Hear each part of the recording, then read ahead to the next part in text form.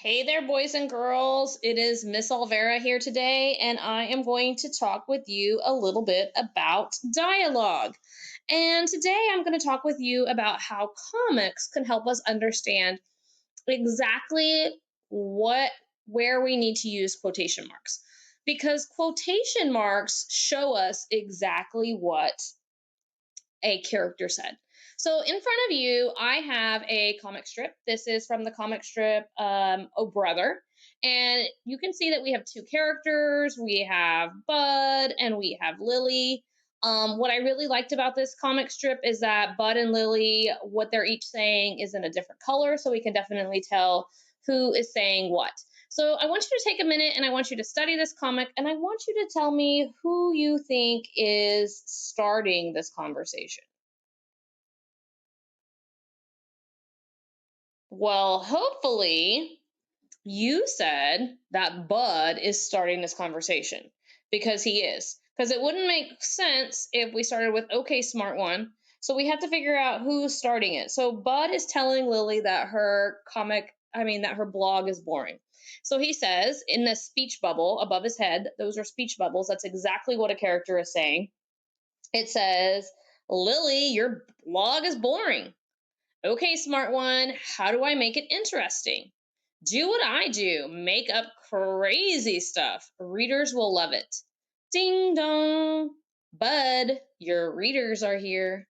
So the really cool thing about comics is that we get to see things that the author doesn't necessarily tell us, but the author is also an illustrator, and so they're able to show us some things. So we can see in that last frame that Bud is a little nervous. He's got some sweat coming off his head, and then we can see that it is the police who are there as Bud's readers. Okay, so how can we use a comic to help us understand dialogue? Well, we're just going to take what's in that first speech bubble that Bud says, and I'm going to type it over here. Lily, your blog is boring. Okay. But on this right side, this is strictly text. So I have to show what is happening in that comic strip. Okay. So I'm going to put some quotations around that because that's exactly what Bud said. So I'm going to open the quotation marks right here and I'm going to close it right here. So just the way that it was said, with the punctuation, with the exclamation point, with everything, I put the quotation marks right around that. Okay. And then I need to tell my readers who said that, right? I need to tell them who said that. Well, who said that? Bud did. And how did he say it? Announced Bud. So Lily, your blog is boring, announced Bud. So that part that he said over there that was in his speech bubble, I have just transferred that and put it inside of my quotation marks. Well, excuse me. Then Lily replies, right? She says something back.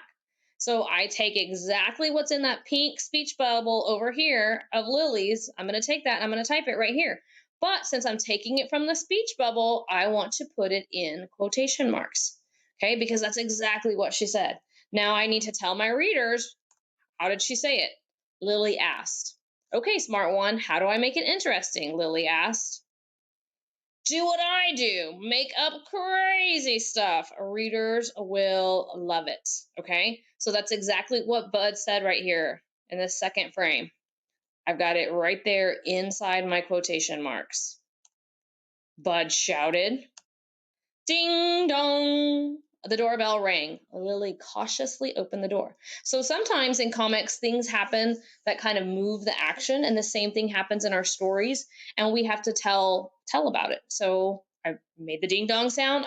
Said what was happening. Lily opened the door. Bud, your readers are here. That's exactly what Lily said. It's in quotation marks. Lily hollered. Sweat poured down Bud's face as he stared at the police. So I have to kind of like wrap up the comic right there. Okay, so quotations we're using them to tell us exactly what a person said. So you want to play your story or kind of imagine your story to be a comic. And what is each character saying? Think about what the speech bubble would say over their head. And that is the part that we are going to put in quotation marks. Okay. That is the part that we're going to put in quotation marks.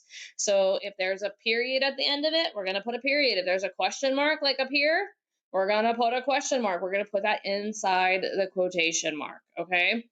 We are going to talk a little bit more about this tomorrow, but I hope this was helpful.